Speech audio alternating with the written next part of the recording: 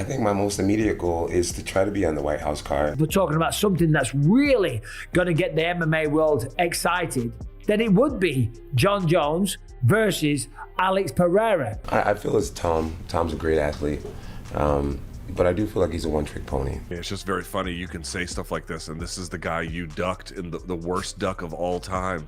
Jon Jones explodes with emotion, demanding his long-awaited return to the Octagon. After months of silence, the pound-for-pound king finally breaks his silence, calling out Dana White and reigniting the fire for one of the biggest comebacks in UFC history. To begin with, Jon Jones opens up about his current mindset and future goals, expressing deep respect for Dana White and acknowledging past misunderstandings. With humility and determination, Jones hints at a major return, showing gratitude for everything Dana has done while making it clear he's ready to rebuild trust and step back into the spotlight. I think my most immediate goal is to try to be on the White House card. Okay. And you talking to Dana? How's he feeling? You know, I'm giving Dana his space. You know, Dana has changed my life. Yes, he has changed my life. He's changed my children's lives. Yeah.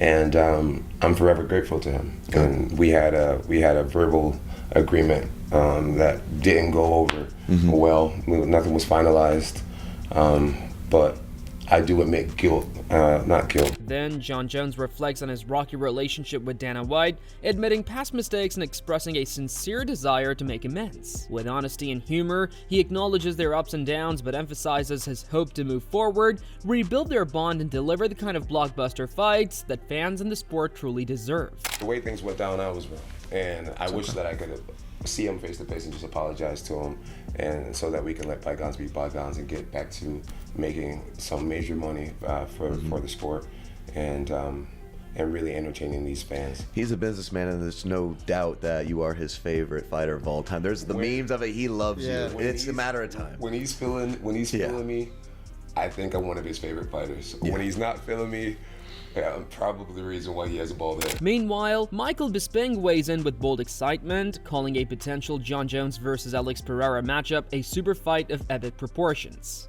He insists there is no better stage than the White House card, but adds a twist.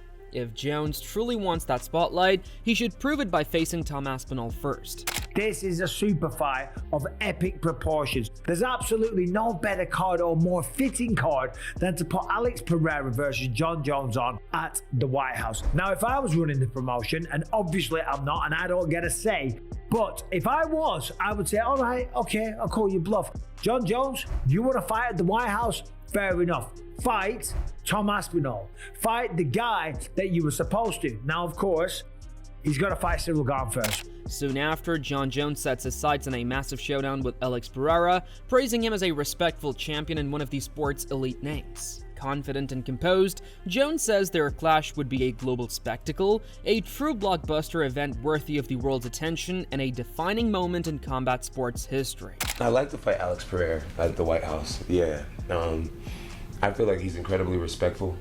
I feel like he's a household name in America, in MMA. Everybody knows who he is. He's a champion. He's in the conversation of being one of the greatest fighters of all time.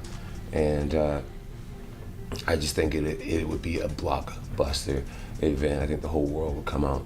I've beat many Brazilians over the course of my life. Many.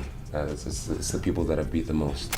Following that, Michael Bisping hypes up the potential Jon Jones versus Alex Pereira clash, calling it the fight that would electrify the entire MMA world. He praises Alex Pereira's dominance, his rise as a two-division champion, and suggests that beating Jon Jones could cement Pereira's legacy as the undisputed greatest mixed martial artist of all time. If we're talking about super fights, if we're talking about something that's really going to get the MMA world excited, then it would be Jon Jones versus Alex Pereira, right? Alex Pereira is one of the biggest stars. He came back in style and destroyed Magomed Ankalaev. The man's phenomenal. He's unbelievable. He's a two-weight division champion. What he's achieved in this sport is ridiculous. If he was to face Jon Jones and if he was to beat him, then I guess he would go on and fight for the third belt, and that'd be it. That'd be set in stone. Alex Pereira would, without a doubt, without a shadow of a doubt, be the greatest mixed martial artist to ever compete.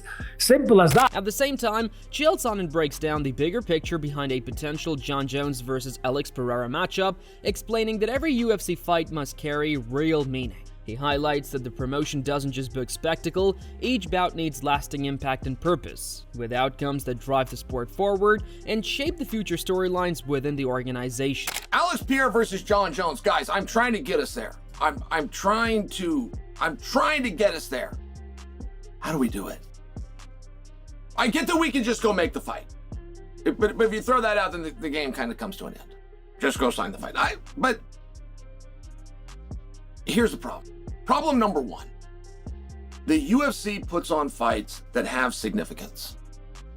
Now, you must understand, there's huge repercussions. There's little repercussions. There's repercussions that will be marquee names at Madison Square Garden. There's repercussions that'll pick up a guy 70, 80 Twitter followers. But there's a significance to every single fight. There's a reason behind every single fight. The outcome of every single fight has to lead to something, or the UFC doesn't do it. Continuing his analysis, Chael Sonnen analyzes Jon Jones versus Alex Pereira scenario further, stressing that while this matchup is unique, it still needs to align with the UFC's broader vision. He points out that Jones' fixation on a White House event complicates things and notes that unlike every other fighter eager to compete, Jones stands alone, comfortable, waiting, selective, and in total control of his timing. When you have something as special as Jon Jones and Alex Pereira, does it have to be able to fit in the same box as everything else? No. But if you are trying to guess and predict what the UFC is going to do when you have 30 years of knowledge and insight into the psychology of what they do, we run into a little bit of a problem. The biggest hang-up for me is White House. If Jon Jones would start doing some call-outs and leave that out of it, it'd be very different. There is no fighter, that's a literal statement, not one, aside from Jon Jones, who is okay not having a fight. Every fighter under contract wants to fight, and for various reasons.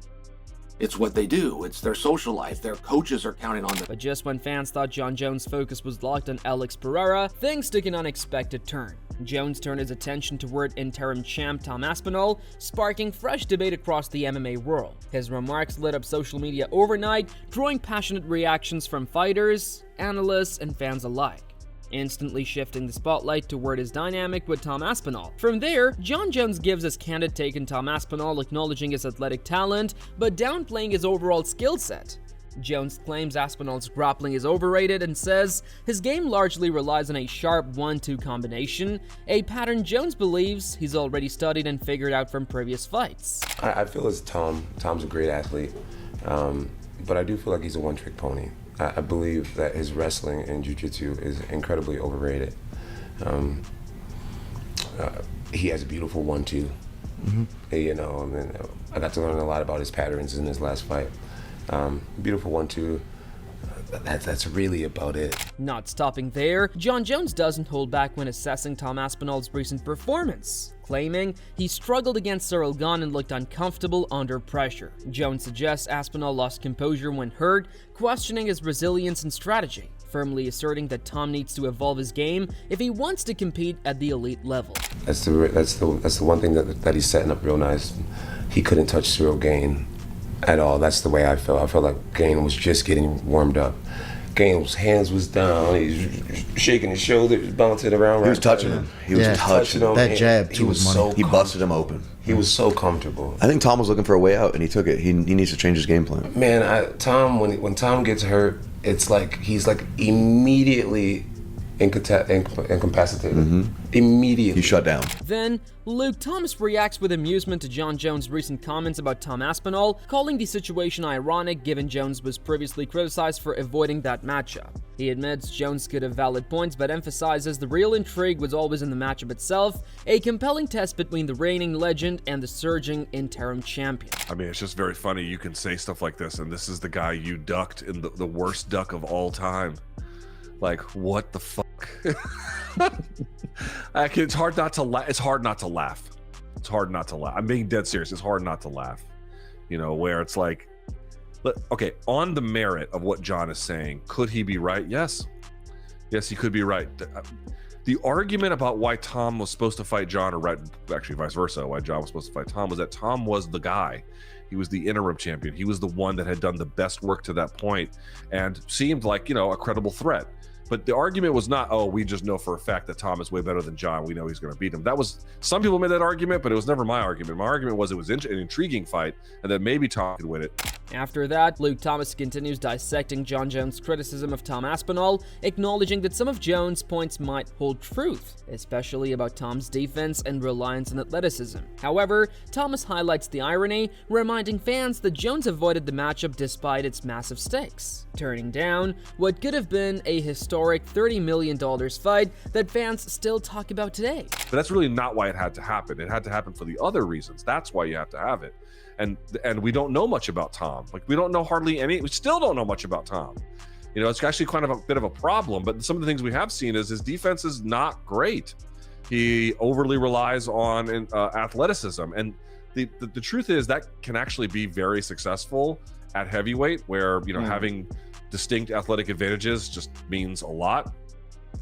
But could Jon be right that he's a bit of a one-trick pony? He could absolutely be right. It's just like, dude, you're not the guy to make this argument. You ran from this guy as hard as possible to the tune of 30 million, a purse that either we may never see again. Later, Luke Thomas addresses Jon Jones' comments about Tom Aspinall's eye poke incident, defending Tom's reaction as completely valid. He explains that fighters are rational, not robotic, and that choosing to stop when vision is impaired isn't weakness, it's logic. Thomas emphasizes that surrender already exists naturally in combat sports, like tapping to submissions, and shouldn't be stigmatized as quitting. What I hear sometimes being like, oh, Tom was poked in the eye and he would never quit like that, or where he thought like, he was losing and now he wants to take a way out. And I want to be clear, I take Tom at face value. If he says, not every time, I mean, obviously if other facts are revealed, then we can change the opinion, but as a general rule, if a guy gets like poked in the eye like that in the middle of a fight and is like, I can't see, I tend to believe them, right? But like, as a general proposition, be like, oh, he would never quit after he just saw that the fight wasn't going great and wanted out. Why would he not do that? Oh, well, they're too tough to do that. Yeah, but they're rational actors, and at the highest level, they're the most rational versions of any fighters that you get. The point I'm trying to make is we already build in surrender into fights more generally and more naturally, like for example tapping with jiu-jitsu. But meanwhile, Michael Bisping weighs in on the heated debate between Jon Jones and Tom Aspinall, noting the divided fan base online. While Jones' legendary status draws massive support, Bisping points out that Tom Aspinall faces both praise and heavy criticism. He reiterates Jones' blunt assessment that Tom is overrated and relies mainly on a basic 1-2 combination, fueling the rivalry even further. Tom Aspinall right now is getting a lot of online. There's a lot of people supporting him, but there's also a lot of people jumping on the bandwagon and talking a ton of crap. And obviously Jon Jones, an incredibly popular fighter that's been around forever. He's one of the GOATs. He's got a lot of fans, and a lot of people are going to get on the side of Jon Jones. Simple as that, because they're his fans, and Tom's English, and he hasn't been around too long, and all that kind of right?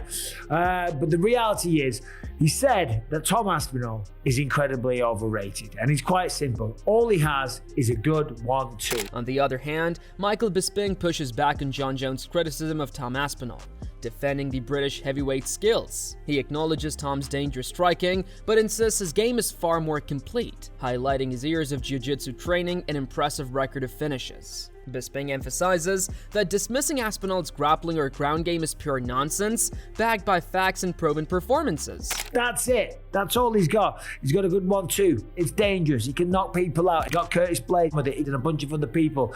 But if you've watched Tom Aspinall, you know that's not true, okay? But he's not overrated. He hasn't got a simple game. The man's a well-rounded mixed martial artist. He started doing jiu-jitsu when he was 16 years old. And I'm not trying to do another video here defending Tom Aspinall or taking Tom's side over Jon Jones. That's not what I'm doing here.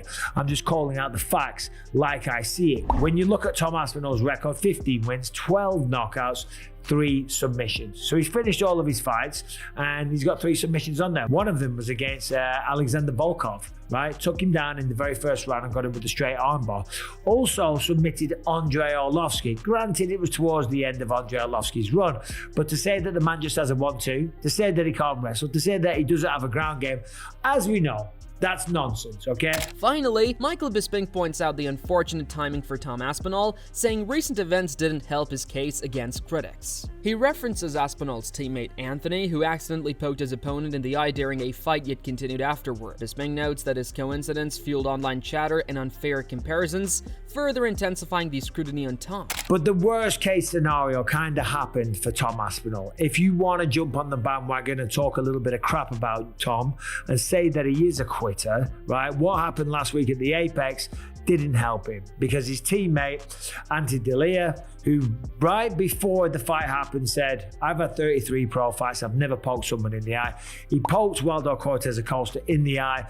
It was a bad eye poke. Costa was like, he was covering up, he was curled up in a ball, and like the referee stepped in for a second. It was a bad eye poke. We saw it on the replay. The fight continued. And just like that, the storm has been unleashed. Jon Jones isn't whispering anymore, he's roaring. From heartfelt confessions about Dana White to fiery shots at Tom Aspinall and bold challenges toward Alex Pereira, the King is making it clear he's not done yet. The MMA world stands on edge. So what do you think? Will Dana White answer the call and bring Jon Jones back for one last reign of dominance? Will Bones finally face the ruthless power of Alex Pereira? Or will Tom Aspinall step up and force the legend to prove he still belongs at the top? The stage is set for chaos, redemption, and possibly the biggest fight in UFC history. Let us know your take down below, drop your predictions, and if you live for these breakdowns, hit that subscribe button, smash like, and turn on notifications, because the comeback season has just begun and you won't want to miss what comes next.